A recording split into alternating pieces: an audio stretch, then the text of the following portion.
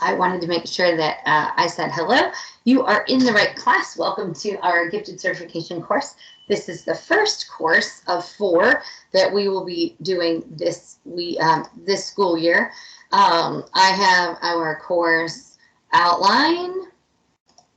Let me go back there. I have our syllabus uploaded, and we have right here, we will go over some of the guidelines that we are going to discuss and work through this semester. I first wanted to introduce myself. I am Miss Rich, as it says right here.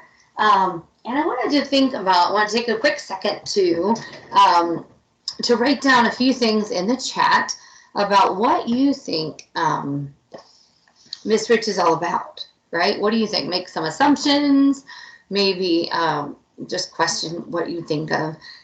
Maybe you've heard things around the educational campus, or maybe you did search my professor before you started and you have some ideas of about what class would be like and what Miss Rich will and will not tolerate. So take a minute to write those down, and we're going to discuss that in just a second. In the meantime, I want to show you a quick example that I make sure that discuss ones.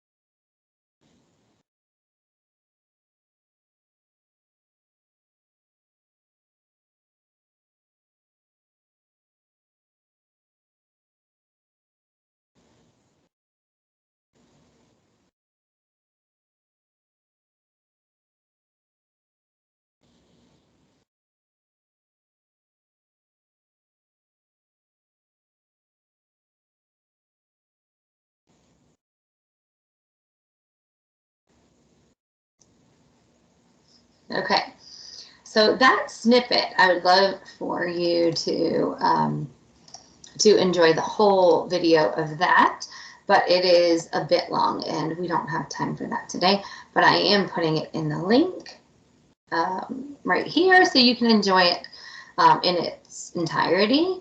But this is a theme that I want to talk about today, about a single story. So in those few minutes that you had, you might have thought, oh, Miss Rich is a Georgia Tech fan. She must have gone to Georgia Tech or something along those lines, right? That is not true. Let me share with you some things. My son went to Georgia Tech, but here are some things from my story, not to be a single story. I have a criminal justice degree from Georgia State University, criminal justice pre-law. I was the 2019 or 2020 NEA Global Learning Fellow, and we went to South Africa, one person from each state. My master's degrees are from University of Georgia, Educational Psychology for Gifted, and Instructional Technology. Family is very, very important to me, and I travel to Massachusetts often, where I'm from Georgia to Massachusetts on a road trip in the summer most times. Gifted and talented is what I teach every day in elementary school, as well as teaching these courses to help other teachers become gifted certified in the state of Georgia. I love to read and I love humor, so I love memes, and those things are great. I love kids, and anytime I'm not around school kids, you'll find me probably in a pile of kids at church or something too. And I love Formula One racing, which is a fairly new hobby, but it is very fun. So that is an example of how not to make one single story, not to make an assumption. And most of us do this with other people that we see and meet, whether it is first impressions, that we do develop some things that we are looking for. This happens with kids who come in our class, adults who come in our class, and people have said, oh, that person's really strict, and you have a different expectation for those things. Well, our expectations are that we will be respectful always. We can't expect to agree on everything, so it is really important that we set some guidelines, and I like to do some class expectations. I am usually available every week for office hours. One way I want your first homework assignment is going to be to make your own name tag, because our names are a huge part of who we are. And I want you to write your name here in big letters, and I would love you to take up all the empty white space with different images and pictures of things that make you and tell your whole story, not just one single story. So that is your first homework assignment, and I will make those individual name tags your avatar so that we can communicate in the chat. So as we are discussing different things, I think respect obviously is our very first critical need. And usually I would call these class norms. Like, what are some norms? We're respectful of people's opinions. We use information from our texts and readings to support our ideas. We are encouraging to other people, things like that. But I think it is also important to look at a class contract, like also class norms, no plagiarism, that kind of stuff. So if you look at the syllabus, you'll find a lot of these class norms are explicitly listed in the course requirements. Articles and resources, the discussions are expected to do the reading prior to the discussion, so you get the most out of it. Journals, journal entries. This is like an essay. It needs to be professionally done by you as published. It's not a journal like jotting in a diary. It's more of a formal writing. Dispositions in your portfolio assignments, and how things are graded. This is always critical.